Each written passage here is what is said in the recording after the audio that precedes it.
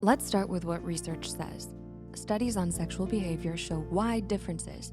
Some people masturbate daily, others a few times a month, and some not at all. In surveys from the Kinsey Institute and other studies, most adults report doing it somewhere between a few times a month to a few times a week, with many averaging around once or twice weekly. But the key word here is range.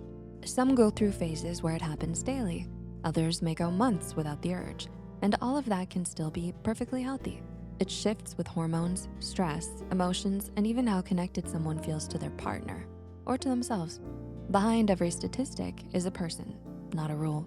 But knowing the numbers doesn't always ease the worry, does it? The problem with asking how much is normal is that we often treat sexuality like a checklist. Masturbation isn't about performance, it's about personal rhythm.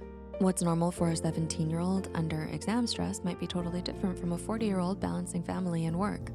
Even within the same person, it rises and falls with mood, energy, and life changes, and that's okay. So if there's no magic number, how do you know if your habits are healthy? Psychologists suggest focusing less on how often and more on why. Are you doing it for relaxation, curiosity, connection, or to escape something uncomfortable? When it's used for stress relief or self-discovery, it's a healthy coping tool. But if it starts to mask loneliness, anxiety, or emotional pain, that's worth reflecting on. Not out of shame, but curiosity. Psychologists sometimes call this emotional avoidance, using any habit, even harmless ones, to push away feelings we don't want to face. Becoming aware of that pattern is the first step toward feeling more in control. If you've ever felt guilty about it, that doesn't make you strange. It simply means no one ever showed you how normal it can be. Cultural myths have made this topic heavier than it needs to be. Some say it causes weakness, acne, or emotional instability, but none of that really holds up scientifically. The real harm comes from guilt and secrecy. When something natural is labeled bad, people hide it, and that isolation can actually make anxiety or compulsive behavior worse. Depending on where you grew up, even thinking about it might have felt off limits. Not because it's wrong, but because it was never explained with care. Understanding that it's normal doesn't encourage excess, it encourages peace. Of course, balance still matters. If it starts to interfere with your daily life, losing sleep, skipping plans, or struggling to focus, it might be less about pleasure and more about coping. Like any behavior that brings comfort, it can form what psychologists call a habit loop. Your brain remembers the relief and naturally seeks it again.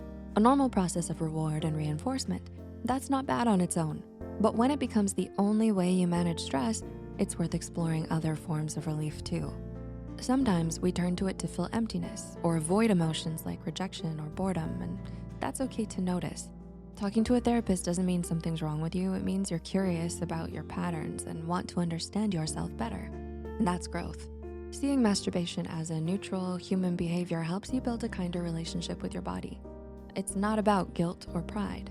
It's about understanding, setting boundaries, taking breaks, or exploring what truly relaxes you are all signs of respect, not restriction. If you ever find yourself using it mostly to manage stress, escape sadness, or feel boredom, and it's starting to feel overwhelming, remember you don't have to face that alone. There are professionals out there who can help you explore healthier ways to cope.